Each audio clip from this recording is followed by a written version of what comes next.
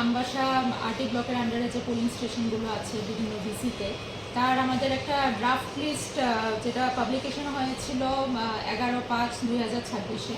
তারপরে সেই উইকটা আমাদের ক্লেমস অ্যান্ড অবজেকশন ছিল। 15 তারিখ পর্যন্ত আমাদের ক্লেমস অ্যান্ড অবজেকশন রিসিভ করা হচ্ছিল, আর 16 তারিখে আমাদের ছিল সেই ক্লেমস অ্যান্ড অবজেকশন নিষ্পত্তি করার দিন। তো ডিউরিং দ্যাট পিরিয়ড আমরা একটা ক্লেমস অ্যান্ড অবজেকশন পাই। সেটা হলো আমাদের যেটা একটা পোলিং স্টেশন নাইলাহাবাড়ি এসবি স্কুলে ছিল, সেটা থেকে চেঞ্জ করে আমরা এখন নাইলাহাবাড়ি কমিউনিটি হলে সেই পোলিং স্টেশনটাকে আমরা শিফট করেছি। তো এটা নিষ্পত্তি 16 তারিখে করা হয়েছে।